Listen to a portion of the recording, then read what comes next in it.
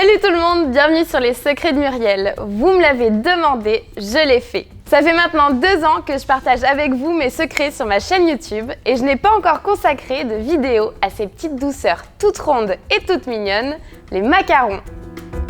Alors aujourd'hui, je vais vous donner toutes les clés pour les réussir à la perfection. Et en plus, on va les faire au chocolat. C'est parti, je vous montre.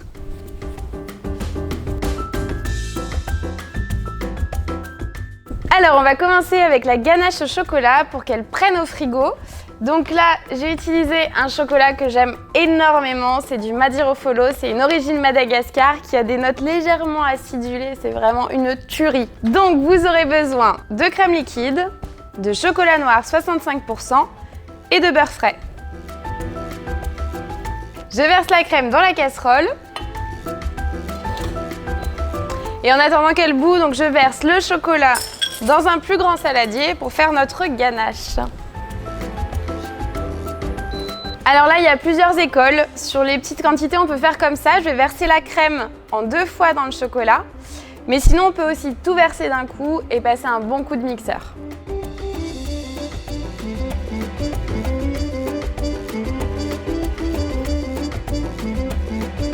Et là, je mélange délicatement à la spatule.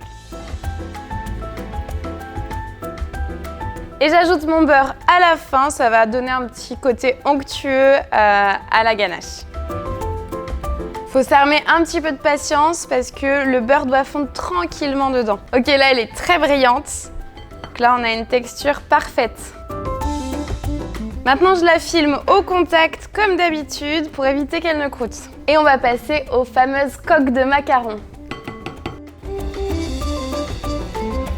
Vous aurez besoin de blanc d'œuf, d'eau, de sucre semoule, de sucre glace, de cacao amer et de poudre d'amande.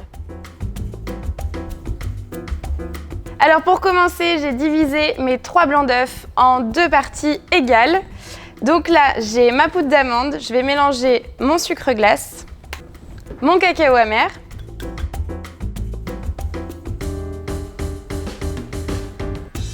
l'idéal pour réussir à coup sûr ces macarons, c'est de faire ce mélange-là la veille, de le mixer, de le passer au tamis et de le laisser sécher, en fait, tout simplement.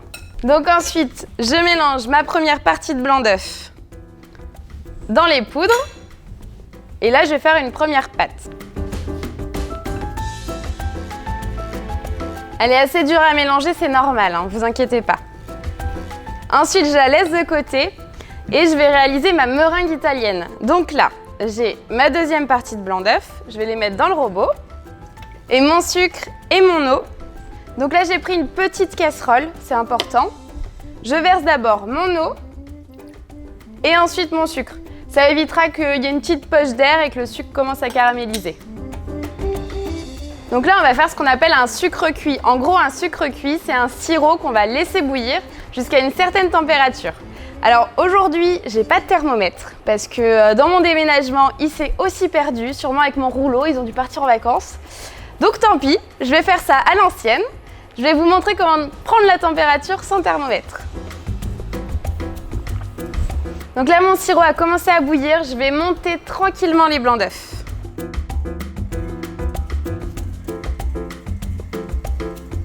Donc là, j'ai ramené de l'eau froide, je vais tremper mes doigts dedans. Très rapidement, je vais aller dans le sucre, je vais revenir dans l'eau et ça va me permettre de connaître la température de mon sucre. Non, c'est pas dangereux, mais il ne faut pas rester longtemps dans le sucre. Donc là, j'y vais.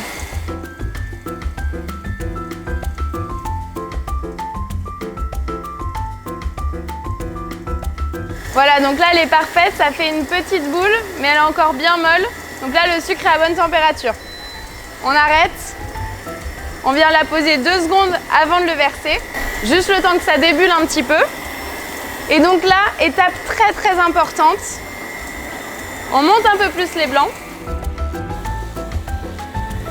Et donc là, je vais verser en filet délicatement. J'ai baissé la vitesse du batteur et contre la paroi pour éviter qu'il y en ait partout sur les parois en fait. Parce que sinon, le fouet va envoyer le sirop partout sur les parois.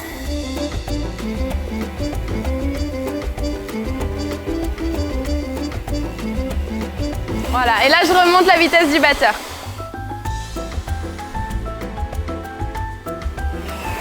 Donc là, ma meringue italienne est montée. Je baisse un petit peu la vitesse du robot pour qu'elle refroidisse.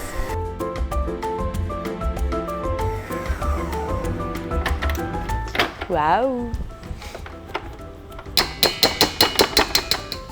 Ok, donc ma meringue italienne est à température ambiante. J'en perds pas une miette.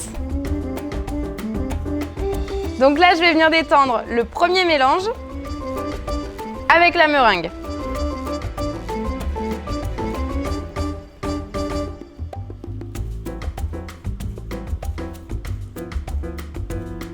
Une fois que c'est bien détendu, on ajoute le reste de la meringue et donc là, ça va être l'étape la plus importante, c'est le macaronnage. Alors ce petit mot tout craquant fait peur à tout le monde, mais c'est pas si compliqué que ça, vous allez voir.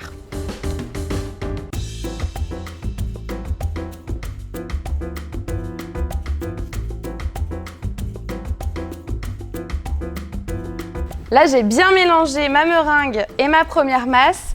Et maintenant, je vais la faire retomber en fait, parce que là, elle est trop compacte. Donc il faut la faire retomber légèrement pour avoir des jolis petits dômes bien brillants et bien arrondis.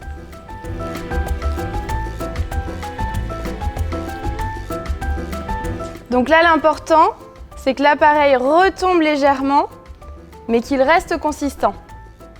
Et maintenant, on va passer au pochage. J'ai préparé une douille de 9 mm. Pour des petits macarons, c'est bien. Chose très importante, si vous n'avez pas de tapis silicone, vous allez plaquer votre feuille sulfurisée sur votre plaque avec un peu de graisse en dessous. Voilà, ça évitera que vos macarons se déforment à la cuisson. Le pochage des macarons, c'est très simple. Vous venez quasiment à la verticale et vous pressez de façon constante. Et quand vous passez à l'autre, vous arrêtez de presser et vous levez.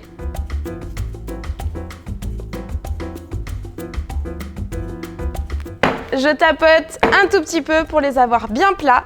J'ai préchauffé mon four à 160 degrés et on va les enfourner pendant 12 minutes. Alors pendant que ça cuit, j'ai décidé de les décorer un petit peu pour beaucoup plus de gourmandise. Donc du coup, je vais faire chauffer mon chocolat au bain-marie.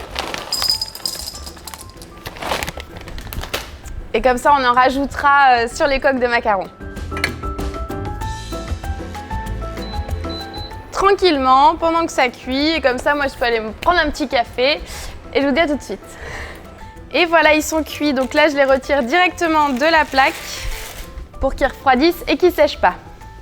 En entreprise, on les fait par centaines, du coup souvent on a une dresseuse. Ça évite aux préposés aux macarons la longue corvée de pochage. Souvent on travaille même en équipe, donc il y en a un qui retourne une coque sur deux, un qui vient garnir, un autre qui ferme, et après on les met en boîte et au frigo.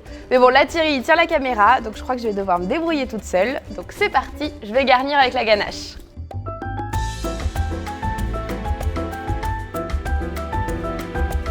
Alors, ma ganache est bien froide. Je vais utiliser une douille de 11 mm, ça va être pas mal.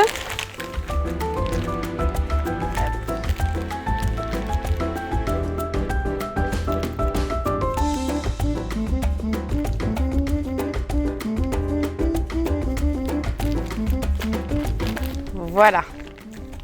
Donc faites attention à ce que vos coques de macarons soient bien froides, sinon la ganache va fondre dessus. Et donc là, je viens faire un beau boudin, bien rond et bien généreux comme Pierre Hermé il aime.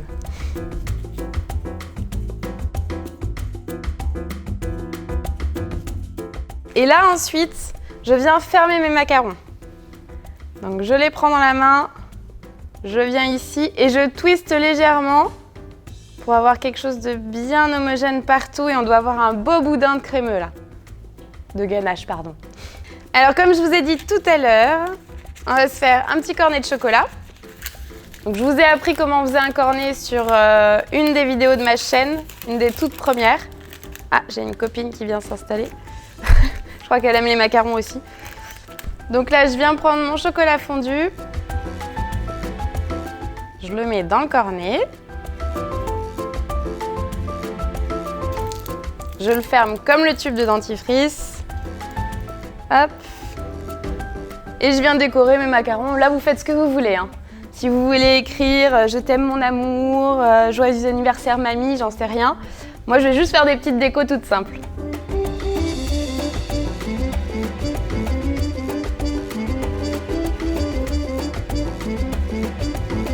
Voilà, et j'en garde quand même quelques en nature. Et voilà, ces petites douceurs si célèbres sont prêtes à être dégustées. Mais pour les plus patients, ils seront meilleurs s'ils passent 3 ou 4 heures au réfrigérateur avant. Alors, qui va résister? Bon, pas moi, j'avoue. En tout cas, j'espère que cette recette vous plaît, que je vous ai donné des bons conseils. Et si jamais vous voulez une vidéo FAQ prochainement, n'hésitez pas à me le dire en commentaire avec toutes vos questions, j'y répondrai avec plaisir. Je vous embrasse très fort et à bientôt. Salut!